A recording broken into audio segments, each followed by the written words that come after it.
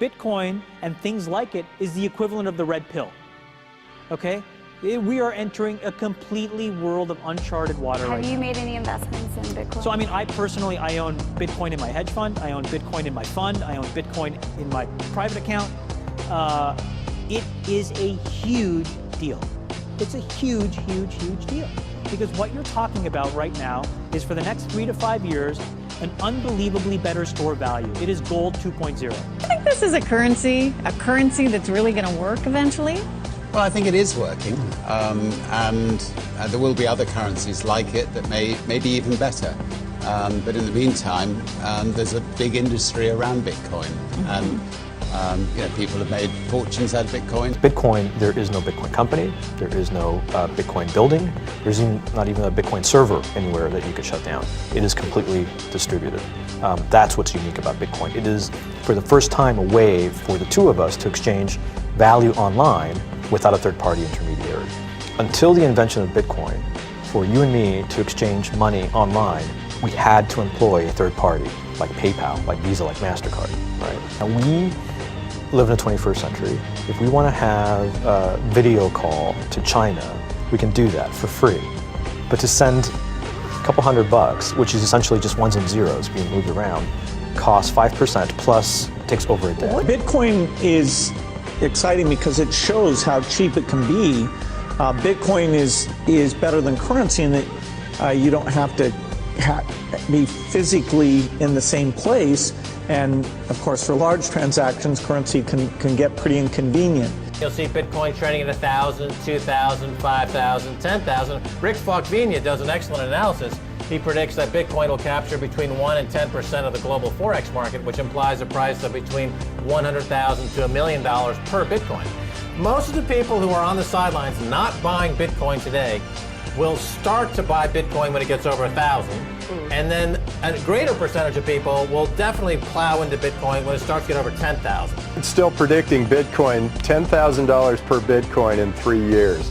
I think it's mostly a very positive thing. I think we're going to see ups and downs like with any other emerging technology, but I think Bitcoin is here to stay. So let's make a bold call here. In 10 years, what do you think Bitcoin will be worth? One Bitcoin? Between $500,000 and $1 million. And what is Bitcoin?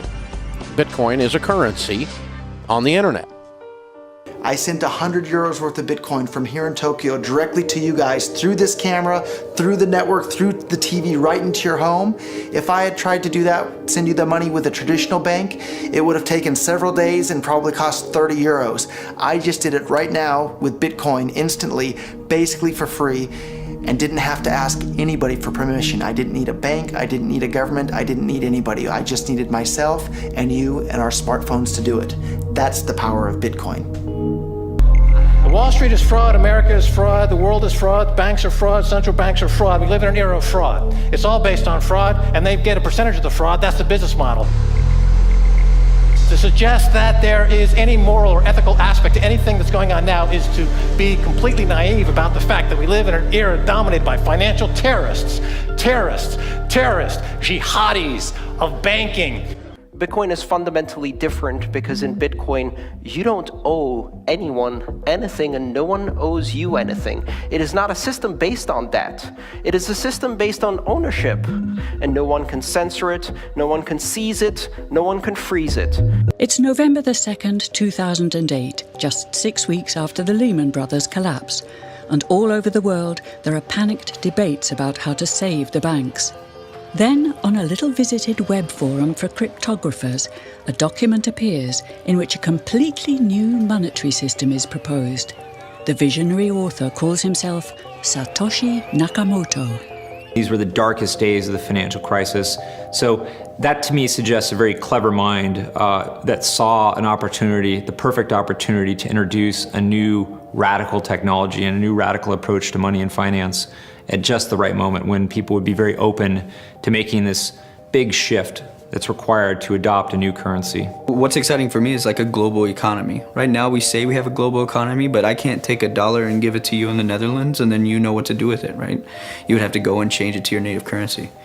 And when you kind of eliminate that step and I can just send you one form of payment and you can send me a product in a matter of seconds, that starts to change things from from a global perspective. I think a lot of people are underestimating the way in which Bitcoin and the blockchain are going to change the power structures in society in general. I mean, I grew up in the US and I see all these people like, yeah, nuke everybody in the Middle East and kill them all. And then they have the former Secretary of State, Madeleine Albright, on 60 Minutes, one of the most popular news shows in the US. And they asked her, they said, like, there's reports that more than 500,000 Iraqi children have died as a direct result of US sanctions.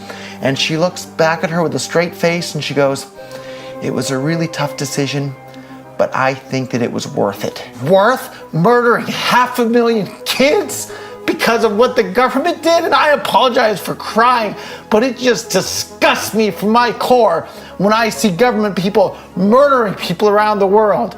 It's not just theoretical, these are real people with real lives. And it's real people, and Bitcoin has the power to undermine everything they're doing to people around the world. And I'm sorry for shouting, but it just disgusts me what these people in government do. And they do it through central banking and through the control of the money supply, and Bitcoin takes that away from them. So thinking that it's too late to get involved in Bitcoin is like thinking it's too late to get involved with the internet or too late to get involved with using a cell phone. Like, it's not too late to get involved in Bitcoin. If Bitcoin becomes really popular all over the world, Bitcoins are going to have to be worth at least tens of thousands of dollars a Bitcoin, if not hundreds of thousands of dollars per Bitcoin. So thinking it's too late to get involved with Bitcoin is like thinking it's too late to get involved with using the internet. Of course not. Like, it's ubiquitous in our lives, and Bitcoin's going to become ubiquitous in our lives as well.